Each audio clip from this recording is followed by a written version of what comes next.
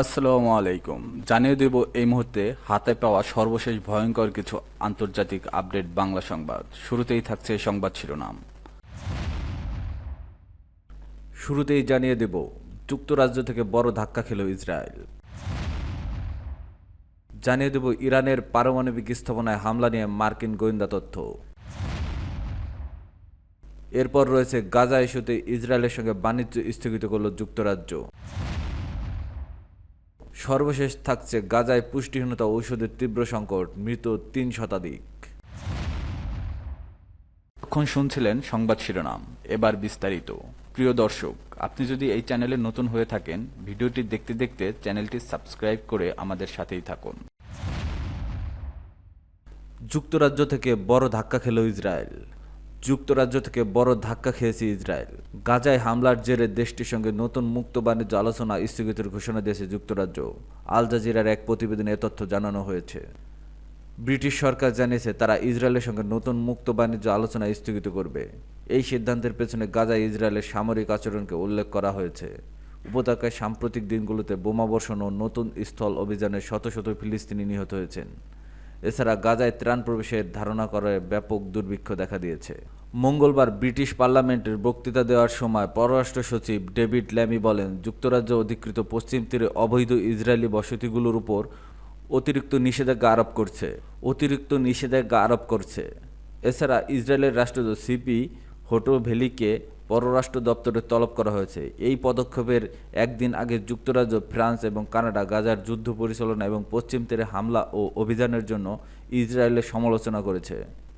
British প্রধানমন্ত্রী Keir Starmer মঙ্গলবার ইসরায়েলের তীব্র সমালোচনা করে বলেন, গাজায় শিশুদের দুর্ভোগের মাত্রা সম্পূর্ণ অসহনীয় এবং তিনি যুদ্ধবিরতির জন্য পুনরায় আহ্বান জানান। সাম্প্রতিক মাসগুলিতে ইসরায়েলের সেনাবাহিনীর সমর্থনে ফিলিস্তিনের বিরুদ্ধে বসতি স্থাপনকারীদের সহিংসতা বৃদ্ধি পাওয়ায় ল্যামি বলেন, পশ্চিম তীরে ইসরায়েলি বসতি স্থাপনকারীদের সহিংসতার ধারাবাহিক চক্রের বিরুদ্ধে পদক্ষেপ নেওয়া জরুরি। পূর্ববর্তী নিষেধাজ্ঞার পাশাপাশি যুক্তরাজ্য এখন আরও ৩ জন ব্যক্তি, ২টি অবৈধ বসতি কেন্দ্র এবং ফিলিস্তিনি সম্প্রদায়ের বিরুদ্ধে সহিংসতা সমর্থনকারী ২টি সংগঠনের উপর নিষেধাজ্ঞা আরোপ করেছে বলেও জানান তিনি।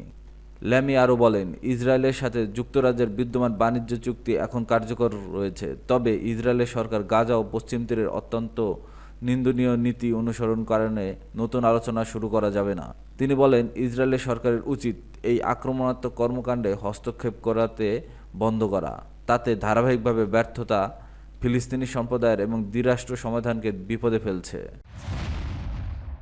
ইরানের পারমাণবিক স্থাপনায় হামলা নিয়ে মার্কিন গোয়েন্দা তথ্য। ইরানে ইসরায়েলের সম্ভাব্য হামলা নিয়ে নতুন তথ্য দিয়েছে মার্কিন গোয়েন্দা সূত্র। তারা জানিয়েছে ইরানের পরমাণু স্থাপনায় হামলা প্রস্তুতি নিচ্ছে ইসরায়েল। বার্তা সংস্থা রয়টার্সের এক প্রতিবেদনে এ তথ্য জানানো হয়েছে। যুক্তরাষ্ট্রের একাধিক কর্মকর্তার বরাতে প্রতিবেদনে বলা হয়েছে, ইসরায়েলের ইরানের পারমাণবিক স্থাপনাগুলোতে হামলার প্রস্তুতি নিচ্ছে। গোয়েন্দা সূত্রের বরাতে সিএনএন এ তথ্য জানিয়েছে। তবে ইসরায়েল এ বিষয়ে চূড়ান্ত সিদ্ধান্ত নিয়েছে কিনা তা এখনও স্পষ্ট নয়। মার্কিন প্রশাসনের ভেতরেও এ বিষয়ে মতবিরোধ রয়েছে। তারা মনে করেন যে ইসরায়েল হামলার বিষয়ে এখন চূড়ান্ত পদক্ষেপ নেবে। রয়টার্স জানিয়েছে, তাৎক্ষণিকভাবে এই প্রতিবেদনের সত্যতা নিশ্চিত হয় জানা যায়নি। জাতীয় নিরাপত্তা পরিষদ তাৎক্ষণিকভাবে মন্তব্যের জন্য অনুরোধের জবাব দেয়নি। ওয়াশিংটনে ইসরায়েলি দূতাবাস এবং ইসরায়েলি প্রধানমন্ত্রীর কার্যালয় এই বিষয়ে তাৎক্ষণিকভাবে কোনো মন্তব্য সাড়া দেয়নি। গোয়েন্দা তথ্যের সঙ্গে সংশ্লিষ্ট একটি সূত্রে সিএনএনকে জানিয়েছে, সাম্প্রতিক মাসগুলোতে ইরানের পারমাণবিক স্থাপনায় ইসরায়েলি হামলার সম্ভাবনা উল্লেখযোগ্যভাবে বেড়েছে। সূত্রটি জানিয়েছে, যুক্তরাষ্ট্র যদি ইরানের সাথে এমন এক চুক্তিতে পৌঁছায় যাতে ইরানের সব ইউরেনিয়াম অপসারণ না হয়, তবে হামলার সম্ভাবনা আরও বাড়বে। মার্কিন প্রেসিডেন্ট ডোনাল্ড ট্রাম্পের প্রশাসন ইরানের পারমাণবিক কর্মসূচি নিয়ে কূটনৈতিক চুক্তির লক্ষ্যে ইরানের সাথে আলোচনা চালিয়ে যাচ্ছে। সিএনএন জানিয়েছে, নতুন গোয়েন্দা তথ্য ইসরায়েলি সিনিয়র কর্মকর্তাদের সরকারি ও ব্যক্তিগত যোগাযোগ, ইসরায়েলি যোগাযোগের গোপন তথ্য এবং ইসরায়েলি সামরিক গতিবিধির পর্যবেক্ষণের উপর ভিত্তি করে তৈরি করা হয়েছে। এটি আসন্ন হামলার ইঙ্গিত দিতে পারে। সিএনএন দুটি সূত্রের বরাত দিয়ে জানিয়েছে, যুক্তরাষ্ট্র যে সামরিক প্রস্তুতির বিষয়ে পর্যবেক্ষণ করছে তার মধ্যে রয়েছে বিমান মিসাইলের স্থানান্তর এবং এটি বিমান মহড়ার সমাপ্তি। গাজা ইস্যুতে ইসরায়েলের সঙ্গে বাণিজ্য চুক্তি স্থগিত করল যুক্তরাজ্য। ফিলিস্তিনের অবরুদ্ধ গাজা উপত্যকায় ইসরায়েলি হামলা বন্ধ না হওয়ার ইসরায়েলের সঙ্গে চলমান মুক্ত বাণিজ্য চুক্তির আলোচনা স্থগিত করেছে যুক্তরাজ্য। একই সঙ্গে পশ্চিম তীরের চরমপন্থী বসতি স্থাপনকারীদের উপর নিষেধাজ্ঞা আরোপ করেছে লন্ডন, যা কূটনৈতিকভাবে জোরালো বার্তা বহন করছে। যুক্তরাজ্যের প্রধানমন্ত্রী কিয়ের স্টারমারের গাজায় চলমান সামরিক অভিযান নিয়ে ভীত ও ক্ষুব্ধ প্রতিক্রিয়ার পর বিষয়টি প্রথমে প্রকাশ করে ইসরায়েলি সংবাদ মাধ্যম জেরুজালেম পোস্ট। এক বিবৃতিতে যুক্তরাজ্যের সরকার জানায়, আমরা বিদ্যমান চুক্তির প্রতি প্রতিশ্রুতিবদ্ধ থাকলেও গাজা পশ্চিম তীরের ভয়াবহ নীতিমালা অনুসরণকারী নেতানিয়াহু সরকারের সঙ্গে নতুন ও উন্নততর ফ্রি ট্রেড এগ্রিমেন্টের আলোচনা এখন এগিয়ে যাওয়া সম্ভব নয়। এছাড়া পশ্চিম তীরের সহিংসতা উস্কে দেওয়া ও তাতে অংশ নেওয়া ৩ ব্যক্তি, ২টি অবৈধ বসতি এবং ২টি সংগঠনের উপর নিষেধাজ্ঞা জারি করেছে যুক্তরাজ্য। নিষেধাজ্ঞার আওতায় পড়ছে কুখ্যাত বসতি স্থাপনকারী জোহার সাবা, যিনি ফিলিস্তিনের জমি দখল ও ভয়ভীতি প্রদর্শনে জড়িত। মার্কিন যুক্তরাষ্ট্র গত নভেম্বরে তার উপর নিষেধাজ্ঞা দিয়েছিল। নিষেধাজ্ঞার তালিকায় আছেন আরও এক দখলদার নেত্রী ড্যানিয়েলা ওয়েইস, যিনি পশ্চিম তীরে অবৈধ বসতি স্থাপনের পুরনো সক্রিয় মুখ। তিনি কেদুমিম বসতির সাবেক মেয়র এবং নতুন বসতি স্থাপন উৎসাহিতকারী নাখালা মুভমেন্টের প্রতিষ্ঠাতা। অন্যদের মধ্যে রয়েছে হারেল লিলি এবং তার প্রতিষ্ঠান Libi construction and infrastructure, Cocos farm ও নিরিয়াস ফার্ম। এদের সবাইকে আর্থিক লেনদেন, ভ্রমণ এবং পরিচালকের দায়িত্ব পালন নিষিদ্ধ করা হয়েছে। যুক্তরাজ্যের মতে ২০২৪ সালের জানুয়ারি থেকে পশ্চিম তীরের বসতি স্থাপনকারীরা ফিলিস্তিনিদের উপর ১৮০০রও বেশি হামলা চালিয়েছে। জাতিসংঘের তথ্য তুলে ধরে তারা এসব নিষেধাজ্ঞাকে প্রয়োজনীয় পদক্ষেপ হিসেবে দেখছে। পররাষ্ট্রমন্ত্রী ডেভিড লেমি বলেন, আমি নিজ চোখে বসতি স্থাপনকারীদের সহিংসতার ফলাফল দেখেছি। ভুক্তভোগীদের ভয় ও হামলাকারীদের দম্ভ। আজকের নিষেধাজ্ঞা প্রমাণ করে আমরা এ ধরনের উগ্রবাদীদের জবাবদিহির আওতায় আনতে প্রতিশ্রুতিবদ্ধ। গাজায় পুষ্টিহীনতা ও ঔষধের তীব্র সংকট, মৃত ৩ শতাধিক। ফিলিস্তিনের অবরুদ্ধ গাজা উপত্যকায় ত্রাণ প্রবেশের বাধার সৃষ্টি করেছে ইসরায়েল। এছাড়া দেশটির হামলা থেকে রেহাই পাচ্ছে না হাসপাতালও। এতে অন্তত ৩ শতাধিক ফিলিস্তিনির মৃত্যু হয়েছে।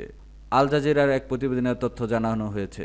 স্থানীয় স্বাস্থ্য কর্তৃপক্ষ জানিয়েছে, গত ২ মার্চ থেকে এখন পর্যন্ত অপুষ্টি ও ঔষধের অভাবে অন্তত ৩২৬ জনের মৃত্যু হয়েছে। এছাড়া গত ২৪ ঘন্টায় গাজা উপত্যকায় ইসরায়েলি সামরিক বাহিনীর অব্যাহত হামলায় মঙ্গলবার কমপক্ষে ৮৭ ফিলিস্তিনি নিহত হয়েছেন। জাতিসংঘ জানিয়েছে, ইসরায়েলের সীমিত পরিমাণে মানবিক সহায়তা ঢুকতে অনুমতি দিলেও মঙ্গলবার গাজায় কোনো ধরনের ত্রাণ বিতরণ সম্ভব হয়নি। সংস্থাটি সতর্ক করে বলেছে, আগামী ৪৮ ঘন্টার মধ্যে প্রায় ১৪,০০০ শিশু চরম অপুষ্টিজনিত কারণে মৃত্যুর ঝুঁকিতে রয়েছে। এদিকে যুক্তরাজ্যে গাজার ভয়াবহ হামলার কারণে ইসরায়েলের সঙ্গে মুক্ত আলোচনার স্থগিত রয়েছে। এছাড়া অধিকৃত পশ্চিম তীরে ইসরায়েলি বসতি স্থাপনকারীদের বিরুদ্ধে লক্ষ্যভিত্তিক নিষেধাজ্ঞা ঘোষণা করেছে ইউরোপীয় ইউনিয়ন। গাজার বিপর্যয়কর পরিস্থিতির কারণে ইসরায়েলের সঙ্গে রাজনৈতিক ও অর্থনৈতিক সম্পর্কের চুক্তি পুনর্বিবেচনা জানিয়েছে। ইসরায়েলের সেনাপ্রধান এয়াল জামের ক্রমবর্ধমান সমালোচনা প্রত্যাখ্যান করে গাজায় সম্প্রসারিত হামলা চালিয়ে যাওয়ার অঙ্গীকার করেছেন। যুক্তরাষ্ট্রের পররাষ্ট্রমন্ত্রী মার্কো রুবিও বলেছেন, যুক্তরাজ্য, ফ্রান্স ও কানাডার মতো গাজার মানবিক দুর্ভোগ কমাতে ইসরায়েলের উপর চাপ সৃষ্টির জন্য ওয়াশিংটন প্রস্তুত নয়। পশ্চিমা এই দেশগুলোর ইসরায়েলের বিরুদ্ধে করা পদক্ষেপ নেওয়ার হুমকি দিয়েছে। গাজার স্বাস্থ্য মন্ত্রণালয়ের তথ্য অনুযায়ী ইসরায়েলি হামলার উপত্যকায় কমপক্ষে ৫৩,৫৭৩ ফিলিস্তিনি নিহত হয়েছেন। এছাড়া এই হামলায় আহত হয়েছেন আরও ১,২১,৬৮৮ জন। সরকারি মিডিয়া অফিসের তথ্য মতে উপত্যকায় নিহত ৬১,৭০০ জন ছাড়িয়েছে। এছাড়া ধ্বংসস্তূপের নিচে নিখোঁজ হওয়া হাজার হাজার মানুষ মারা গেছেন বলে ধারণা করা হচ্ছে।